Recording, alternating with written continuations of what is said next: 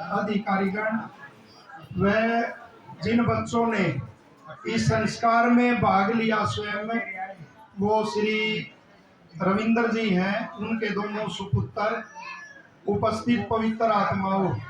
देखिए, संस्कारों का विशेष महत्व है। आचार्य जी विज्ञान के भी विद्यार्थी रहे हैं और वेद के भी विद्वान हैं, और स्वामी दयानंद जी ने संस्कारों पे बड़ा जोर दिया। कितना जोर दिया कि पूरी की पूरी पुस्तक लिख दी, संस्कार भी दी।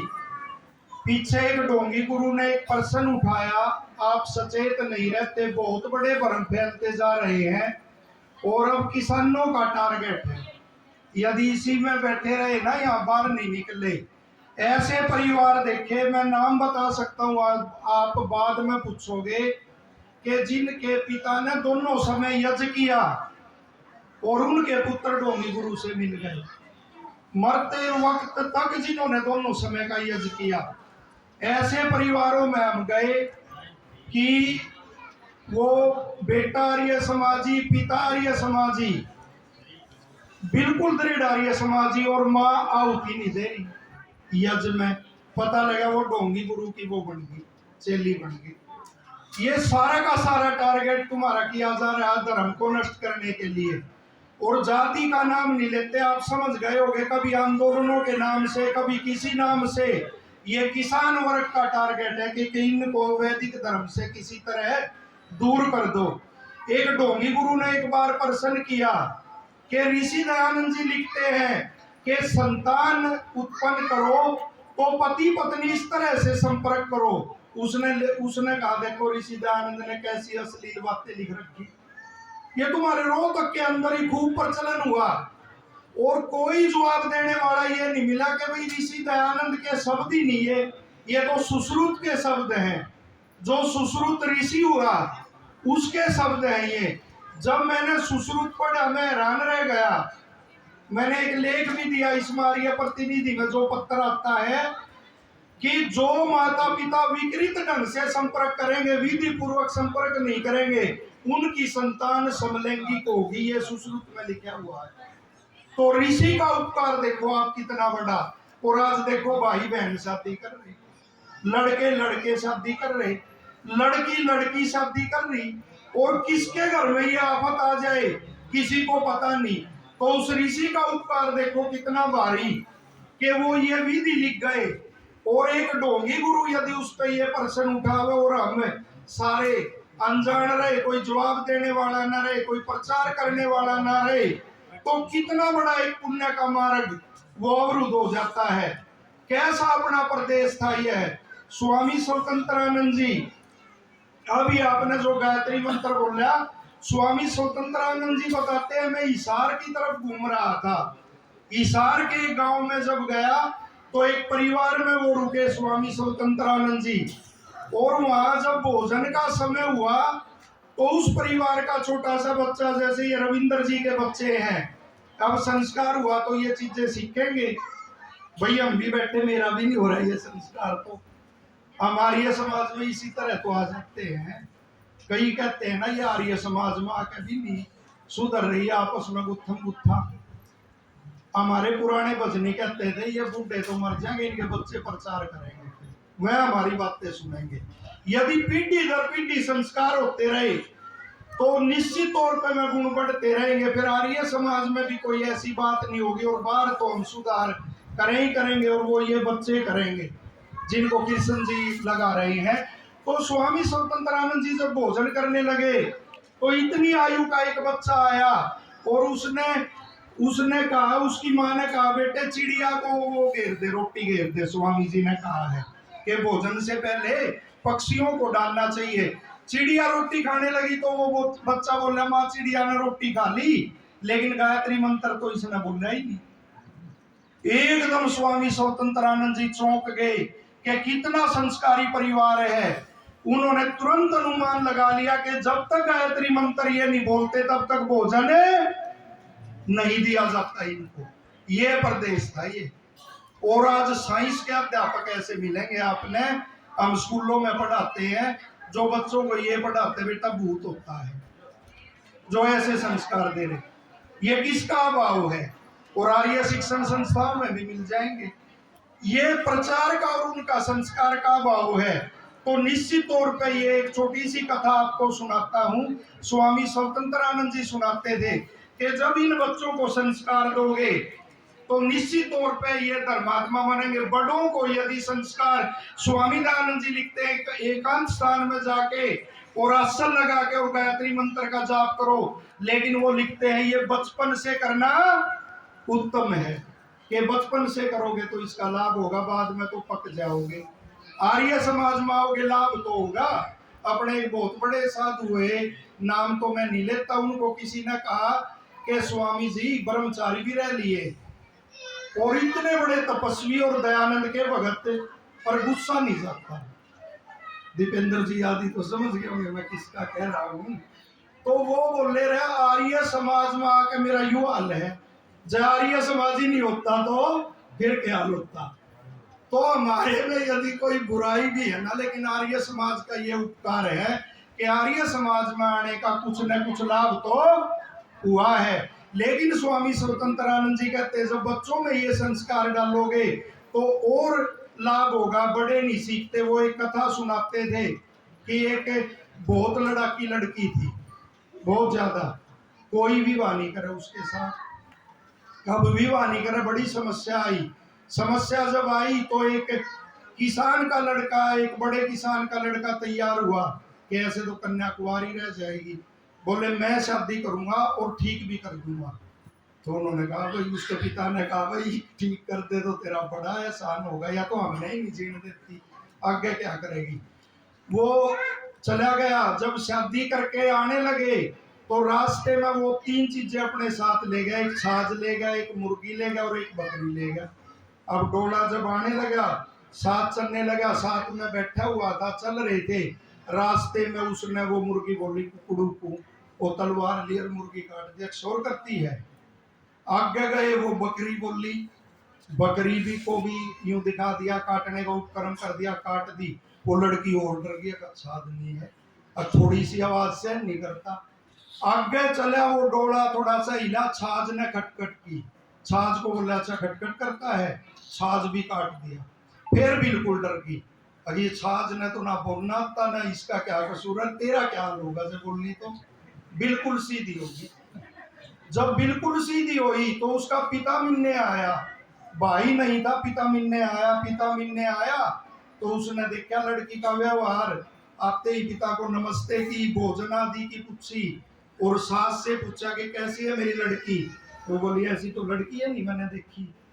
जब पिता जाने लगा तो पिता जोड़ के उस दामाद को ये बोला कि भाई इसकी मां ना और सुधार दे। तो एकदम से उस लड़के ने कहा, ये ध्यान देने की बात है, उस लड़के ने कहा बूढ़े तोते नहीं पड़ा करते, कि वह तो जिसी होनी थी ओली। तो ये लड़के और वो इनका संस्कार और ये हर पिता में हिम्मत और वो नहीं होती जैसे वो कर रहे हैं कि वो संस्कार कराना। और ये भी सुश्रुत में लिखा हुआ है कि रक्षा भूषण निमित्तम, रक्षा के लिए, बीमारियों से रक्षा के लिए और आभूषण आदि धारण के लिए वो कर्ण वेद करें। और निश्चित तौर पर संस्कारों का महत्व होता है। भगत सिंह जब घर छोड़ता है, हमारी बातें तो दूसरे बता रहे हैं, हम नहीं बता रहे, हम तो भूल गए अपनी बातें। छोटू राम ने बता रहे, वो आर्य नहीं थे, ऐसी ऐसी पुस्तकें लिख रहे।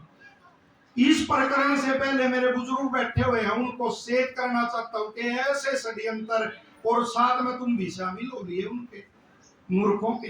एक ने उसमें मूर्ख और धूर्त लोग, एक ने डाल दिया एक बार एक व्हाट्सएप पे और उसमें लिख दिया कि देखो छोटू राम ने धर्म के बारे में क्या कही, कि चौधरी छोटू राम ने धर्म के बारे में कहा कि ये धर्म तो ऐसी चीज है जैसे अफीम खिला के नशा कर दिया हो, और धर्म को तो जूत मारने चाहिए। अब मेरे को बड़ी हैरानी हुई। कुरुक्षेत्र यूनिवर्सिटी ने चौधरी छोटू राम का अनेक वॉल्यूम में जीवन चरित्र छापा है, वो जरूर पढ़ो, मैं लेके आया कुरुक्षेत्र यूनिवर्सिटी से। मैंने वो प्रकरण पढ़ा, ये प्रकरण क्या है। उस प्रकरण की पहली लाइनें नहीं दे रखी। उस प्रकरण की पहली लाइनें क्या है, किसी ने चाहिए मेरे से ले लेना। उस प्रकरण की पहली लाइन है कि ये जो ग्रंथी है किसी की ऊँट का नाम लेने की क्या ग्रंथि, क्या ग्रंथि भी ऐसा कर सकते हैं? करो हिम्मत कि और पुजारी है तो टूट पड़ सको। उसने कही, सबसे पहले कही है ग्रंथि, ये मुल्ला, और फिर कही है ये पुजारी आदि जो धर्म के नाम पे बहकाते हैं, ये पाखंड है, ये ऐसा जैसे अफीम दे दी गई हो। और अंतिम लाइन नहीं लिखी, अंतिम लाइन चौधरी छोटू राम ने कहा, सत्य धर्म छोड़ने की वस्तु नहीं है। वो धर्म धर्म दे दिया बस, और उसको पढ़ के अपना सब वैदिक धर्म से और उससे दूर के छोटू राम ने वैदिक धर्म छोड़ दिया था। ऐसी ऐसी साजिशें वो चल रही है।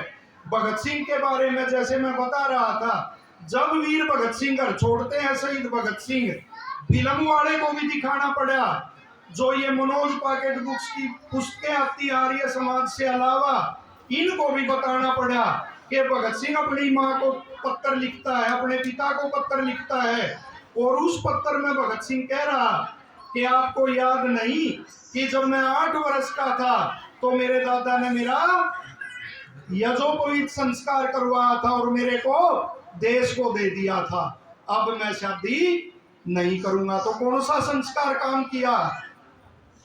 यजोपवीत। वो यजोपवीत संस्कार का हवाला दे रहा, और वो दुष्ट कह रहे वीर भगत सिंह कि ये तो कम्युनिस्ट था, नास्तिक था। ऐसी ऐसी साजिशें। उनके दादा के बारे में मेरे को हैरानी हुई। उनका देखो कैसा दृढ़ संस्कार अर्जुन सिंह का, कि स्वयं ऋषि दयानंद के हाथ से जनेऊ लिया। और ऋषि दयानंद जब पंजाब में गए अपने गांव से कई किलोमीटर ऋषि दयानंद को पैदल सुनने गए। एक घटना ऐसी आती है, और तो घटना आपने सुनी होगी, मैं बड़ा अतप्रभ हुआ। एक विवाह संस्कार में चले गए, और जो वहां पुजारी था वो ऋषि दयानंद को कोसने लगा। अर्जुन सिंह जी ने कहा क्यों कोसता है? उसने कहा सत्यार्थ प्रकाश में ये लिख रखा है। वो बोले सत्यार्थ प्रकाश में तो ये लिख ही नहीं रखा। तो उसने कहा लिया सत्यार्थ प्रकाश दिखा दूंगा। पुजारी ने अब कहा गाँव में सत्यार्थ प्रकाश मिलना था, उसको भी पता था। वो चुप मौन रह गए चौधरी अर्जुन सिंह जी। बाद में क्या हुआ, लोगों ने देखा कहाँ गए अर्जुन सिंह जी, तो सब ने सोचा कि भाई जेप गए होंगे, शर्मा गए, शायद शास्त्रार्थ मार गए और चले गए। कई किलोमीटर, 50 किलोमीटर से भी ज्यादा पैदल गए, और पूरी रात चल के अपना सत्यार्थ प्रकाश उठा के वापिस आए, और बोले धूर्त बता कहाँ है, इसमें कहाँ लिखा है सत्यार्थ प्रकाश में। फिर उसने हाथ जोड़े। ऐसे दृढ़ जो संस्कारी परिवार थे, आर्य परिवार थे, उनके बारे में पता नहीं क्या क्या चल रहा। तो इन चीजों में यदि चेत नहीं होगे, निश्चित तौर पर यह वैदिक धर्म के विरुद्ध इतने बड़े षड्यंत्र चल रहे हैं कि बिल्कुल अलग, बिल्कुल पर्दाफाश हो जाएगा। ना कोई चरित्र बचेगा, ना वाणी बचेगी, ना लेन देन व्यवहार बचेगा, ना किसी पे विश्वास और वो कर सकोगे। अंत में केवल एक सत्य घटना बता के अपनी वाणी को विराम दूंगा। ये तो इतिहास की चर्चा की, आपके गांवों की घटना है कि संस्कारी परिवार का चाहे लड़का हो चाहे लड़की हो, कितना महत्व रहता है। 2 प्रगाढ़ मित्र थे। एक मित्र जब दूसरे के घर गया तो वो मित्र घर में नहीं था, उसकी पत्नी थी घर। बिल्कुल सत्य ग्रामीण घटना है। तो उसने असली ये पहनती थी महिलाएं, पहले असली पहनती थी, तो वो घी उसमें डालते थे बड़े बर्तन में, क्या बोलते थे उसको पता नहीं, माप माप कह रहे वो उसमें डालते थे। उसने वो असली उसमें रख दी थी छुपा के, और भूल गई, ऊपर से घी डाल दिया, जम गया, और असली भूल गई। अब वो मित्र घर से जब गया तो उसको शक हो गया कि असली वो ना ले जाओ, और प्रगाढ़ मित्र दोनों। उसको कह दी उसने, जब आया उसका पति तो उसको कहा असली नहीं है मेरी तो, और कभी वो तो मिलेगा। अब उसने सोची कि भाई ये तो नहीं हो सकता, लेकिन अपना वो महिला थी, उसने बार बार वो किया कि पूछ तो ले एक बार, कि पूछने में भूल के ले गया। उसने उससे पूछ ली कि भाई तू आया था और तेरी भाभी की असली नहीं है। अब वो देखो वो भी बड़ा धार्मिक और जिम्मेवार व्यक्ति था, उसने सोची ना कह दी ना तो इसके अंदर तो शक जाएगा, और मित्रता को मैं तोड़ना नहीं चाहता। उसने कहा कि भाई मैं ले गया, और भाभी का है ना ये पतली थी, मैंने अच्छी नहीं लगे थी, मैंने सोचा मोटी बनवा के दूंगा। और उसने मोटी असली बनवा के उसको दे दी। अब उन्होंने घी बरता तो वो क्या निकली, असली निकली, नीचे असली निकली तो हिल गए दोनों। और उसने भी बड़ा पश्चाताप हुआ उस महिला ने कि भाई ये क्या कर दिया कि ऐसे पवित्र आदमी को वो असली देगा, हमारे को बना के, कितना पवित्र आदमी है। तो उसने कहा तो मना ले और एक काम कर ले कि ऐसे परिवार में अपना रिश्ता जोड़ ले, हमारी लड़की है उसका लड़का है, उसको विवाह कर दे। अब वो मित्र बुलाया और हाथ जोड़े कि भाई बड़ी भूल हुई और मैं इस मित्रता को नहीं तोड़ना चाहता, मेरी कन्या है और तेरा लड़का है, विवाह कर दे।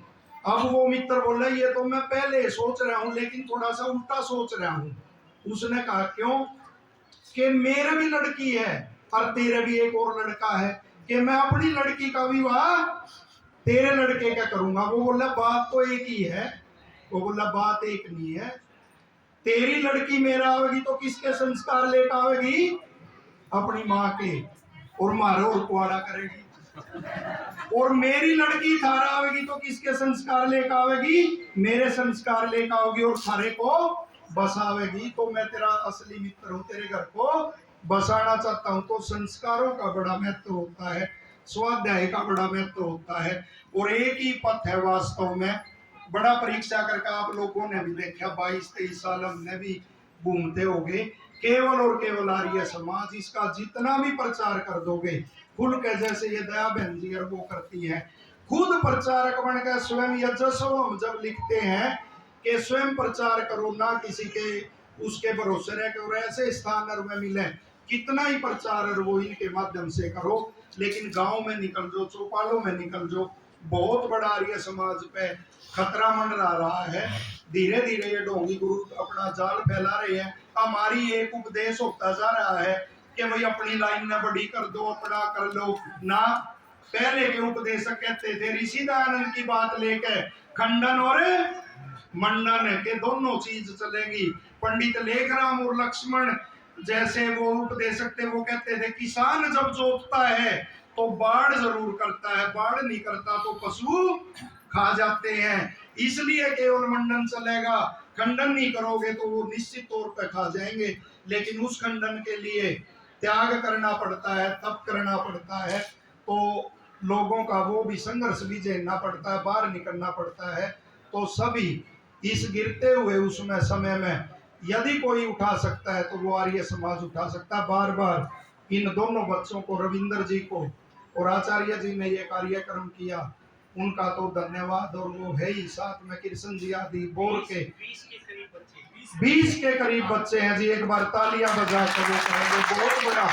देखो ये जो ठोस काम है हम कितने ही कर ले, मंचों से भाषण दे, इधर उधर वो करें, लेकिन ये ठोस काम है और यही बच्चे आगे जाके आर्य समाज का कार्यक्रम करेंगे। धन्यवाद।